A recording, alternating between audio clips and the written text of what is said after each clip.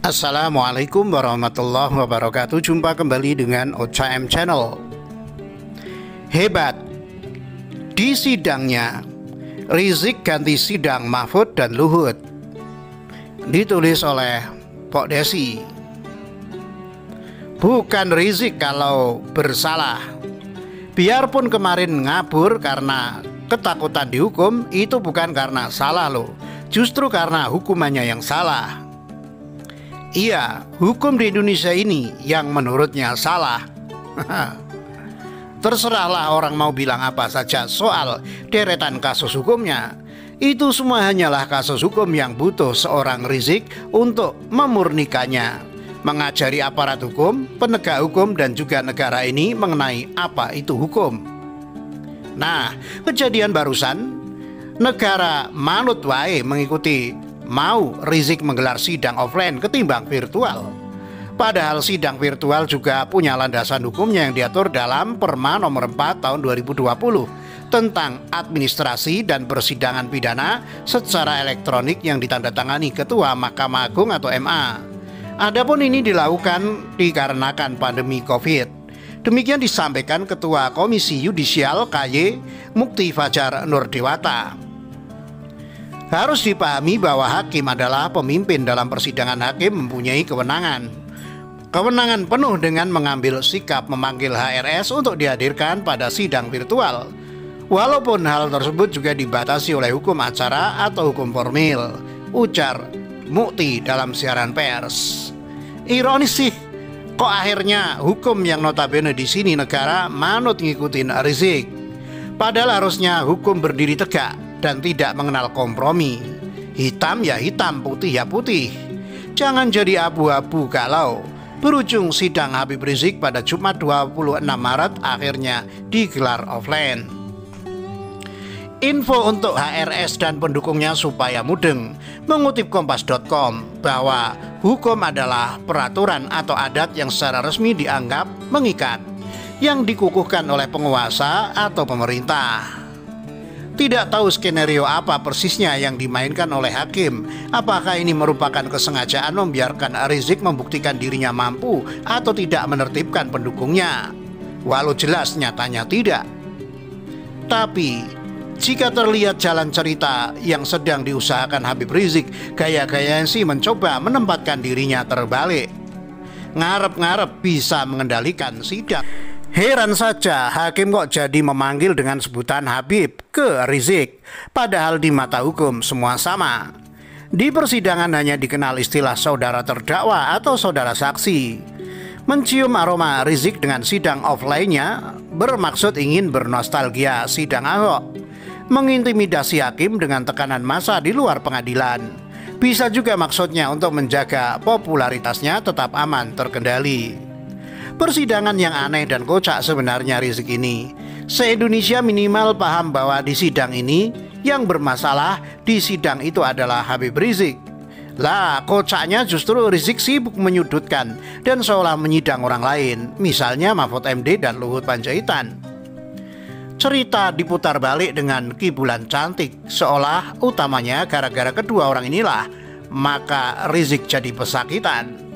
Semestinya kepolisian dan kejaksaan memproses para pejabat yang selama ini sebar kebohongan tentang COVID-19 sehingga nyata-nyata menimbulkan keonaran dan kedaruratan kesehatan masyarakat. Menko Polhukam Mahfud MD membohongi masyarakat bahwa cukup dengan olahraga untuk menghadapi pandemi COVID-19.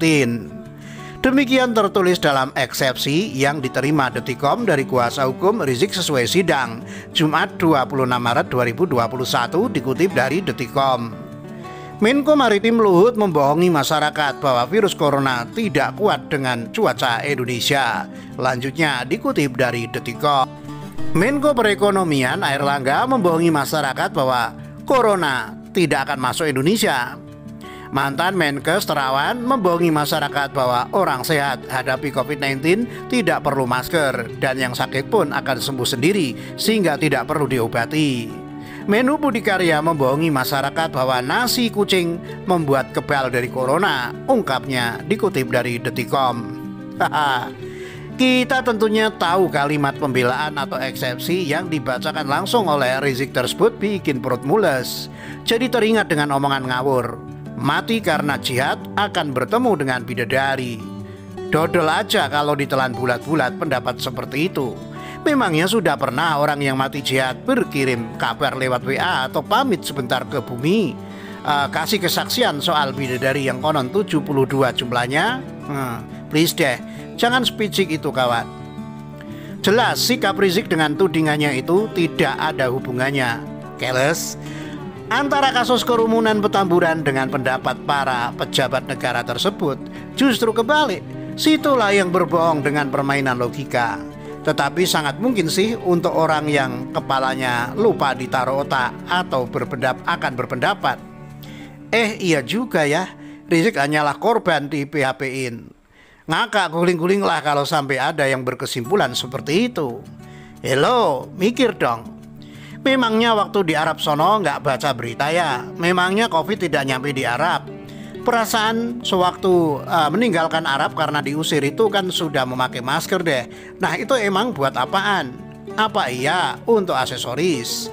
Jelas-jelas seisi dunia ini berperang melawan COVID. Cuma HRS seorang saja yang sibuk berperang melawan Jokowi dan negeri ini. Lalu dengan kocaknya bikin acara pernikahan putrinya pula di Petamburan dan beberapa rentetan acara jumpa fans sana sini. Padahal sudah jelas di Indonesia, khususnya di Jakarta dalam hal ini, ada aturan yang berarti hukum yang melarang berkerumun.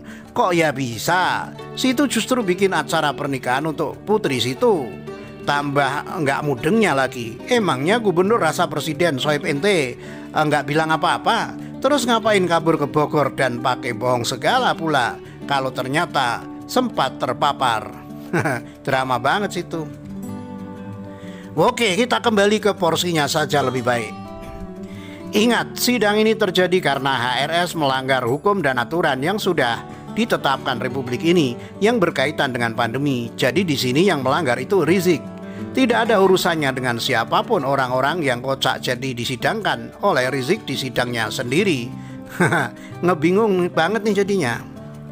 Tidak perlu melebar dengan mengatakan omongan si Anu atau si Ono. Enggak sekalian saja salahkan Cina kenapa tidak bisa menjaga si COVID supaya enggak ngabur ke negara orang lain. Fix dong. Pengertiannya sederhana banget kok.